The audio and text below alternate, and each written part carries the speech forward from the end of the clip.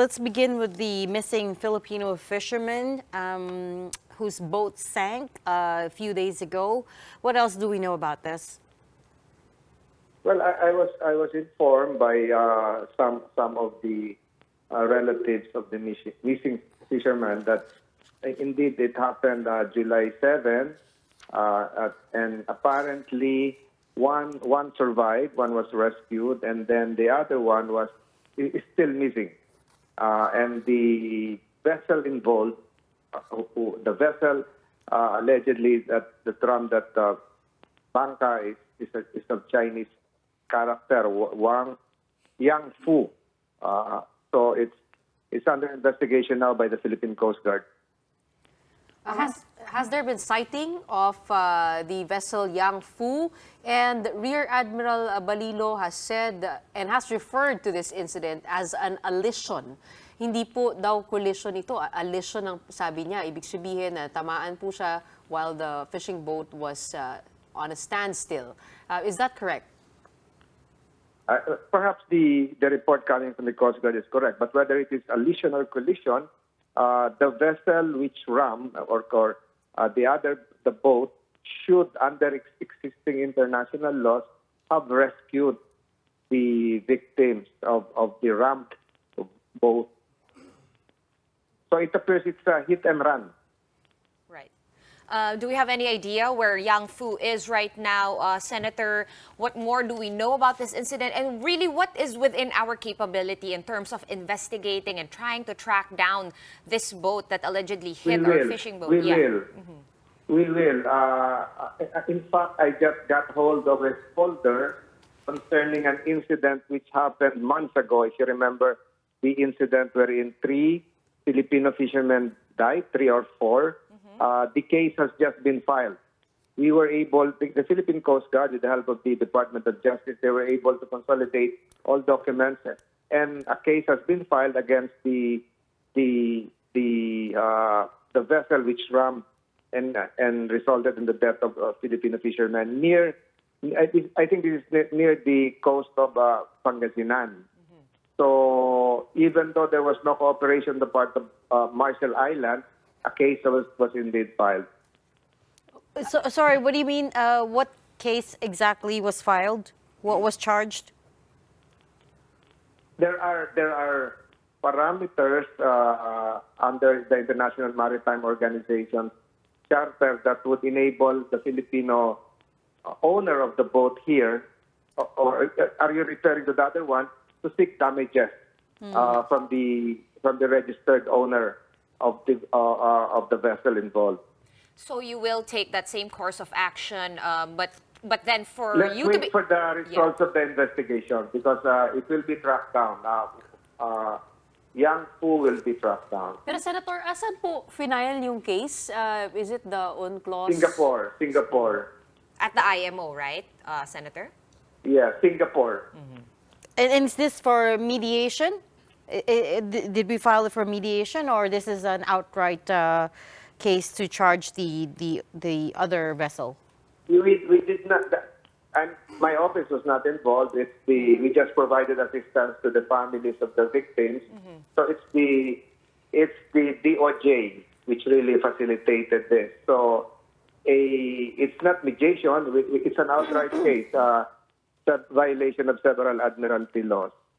Senator, nakausap na po ba natin si Robert Mondoñedo? Kamusta naman po ang kanyang kalagayan? He was out hanging on to the payo for 3 days? Hindi po, pero ang nagpaabot po sa atin ng mensahe, yung isa pong konsehal ng San Marcelino, Zambales. Okay, and since nandito But na rin... I think he's in good condition. Okay. Kaya lang siya yung nagsabi na nakita niya na naka-float lang yung kapatid, Jose. Okay. Maiba lang tayo ng slide, pero still around the West Philippine Sea issues. Kamustahin ko lang po yung status ng Maritime Zones Act, Senator. Kamusta? I have not heard an update. Yeah, since around late April, I believe. How are we doing on that? We will be having a final bicameral conference committee this coming July 17, and hopefully all the details will be threshed out. And if both panels would be agreeable, we will sign this and then thereafter submit this to our own chambers for submission, for approval, and then to be submitted as an enrolled bill to the President for signing. Are you confident Optimistic? Yeah, optimistic in the form and that magkasundo naman ng both houses on this? Yes, I think so. I think we can expect a positive outcome. We just ensured that the words West Philippine Sea would be placed in the bill, because once this is approved, we will be submitting to the United Nations for as a notice. And then just for the benefit of those who haven't been following it, what exactly does the Maritime Zones Act do? Do you give me 2 hours to explain this? Headline lang, Senator, headline. This would just delineate the boundaries of our maritime zones, whether identifying the internal waters, the territorial sea, the contiguous zone, the exclusive economic zone, and thereafter it will result in the production of a map for our seas. And the Maritime Zones Law would also include the finer points of the 2016 arbitral ruling. Yung extension for continental What's the shelf, difference with that? That's a different one. That's a different one. Pi- Will you be amending the existing Maritime Zones Act to consider No, whatever? Okay. Senator, I'm just That's very a different curious. one. It was filed, I think, a few weeks ago with the Right. Department of Foreign Affairs with the United Nations. Senator, I'm just very, very curious, no? Yung NAMRIA maps po natin, they have been criticized by China as not showing the territories, the waters of the West Philippine Sea. Ano po sa ngayon ang status ng ating official maps na tinuturo po sa mga bata sa paaralan? Well, the map, as I see it, is not yet a byproduct of our Maritime Zones Law kasi wala pa nga ito. So, isa po sa isisilang ng Maritime Zones Law ay yung mapa na magde-delineate ng boundary ng ating karagatan. So magkakaroon tayo ng bagong map. Okay. Magkakaroon tayo ng bagong mas map. accurate po. Mas accurate na mapa. Okay, so that's something we can expect. But to bring it back to the incident today, not today, but the topic that we're discussing tonight, which is yung banggaan nga dyan, or hit and run, no, sa West Philippine Sea with our fishermen. Meron din po ba tayong ine-explore na diplomatic route with regard to that? With regards to identification? Let's wait for let's wait for the investigation report of the PCG, and there is a process to this. We still don't know the exact place of registry of the vessel. Sometimes it can be a Chinese vessel, but a Paninian or Liberian registry. Let's wait for the official results. Around when would that be available kaya, Senator? Perhaps this week, the Coast Guard can identify the exact place of registry. If you take a look at it, it seems that we are very vulnerable out at sea. I mean, these incidents can happen. Our Yes, fishermen. that's why one of the byproducts again of the Maritime Zones Law would be the production of a new law, which is the Archipelagic Sea Lanes Law. It will now delineate the route where the commercial boats, domestic and foreign, should pass. But that's another story. Oh, nga, we need 2 hours. But Senator, I want to zoom out a little bit and talk about the June 17 confrontation at Ayungin Shoal. In the days after that incident, there was a lag in the information that came out of Philippine authorities. China was first to issue its statement.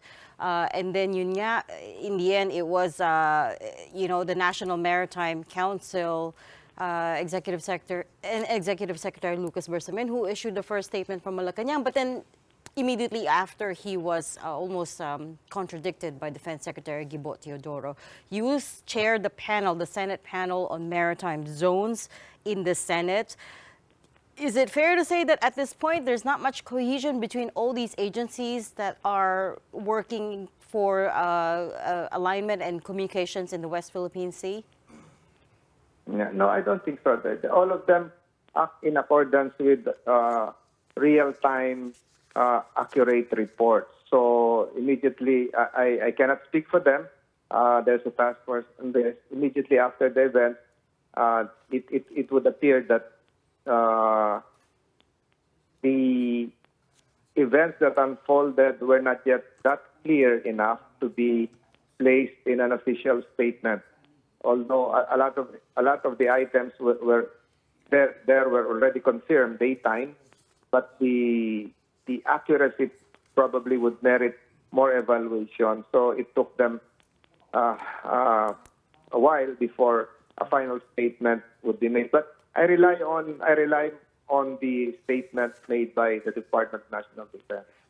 Okay, and right after that incident, Senator, you also wrote a letter to Foreign Affairs Secretary Enrique Manalo saying, with the suggestion that maybe we can ask like the Red Cross or some other body to help escort. Yes. Did that prosper? Did the Foreign Affairs Secretary reply? Yes, I think I received a letter answer in response to my letter coming to the FA, and I was verbally informed. I had a talk with the good secretary, and they're not yet amenable to that.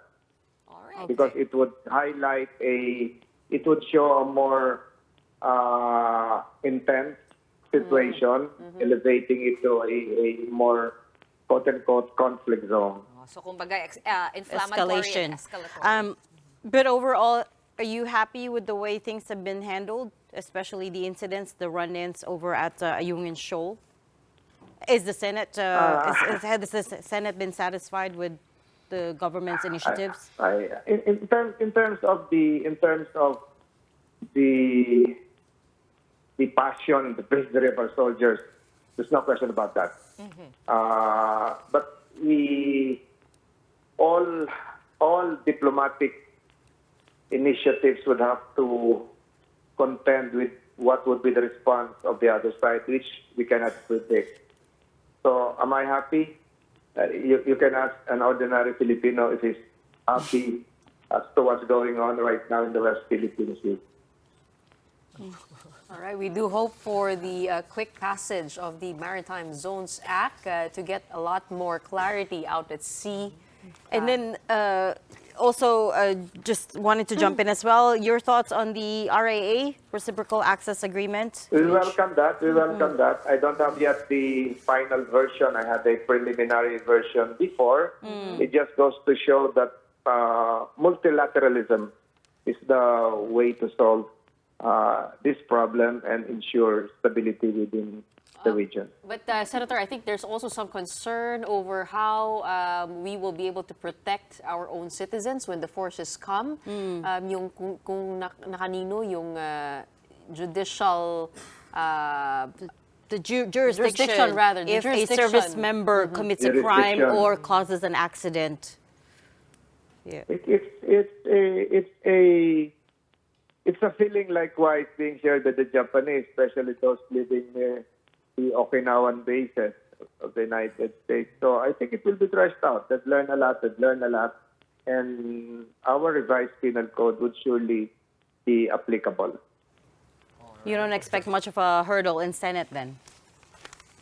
Let's see. You're gonna have to. I cannot prognosticate and tell the things that would happen in the months and weeks ahead. That's fair. Fair enough.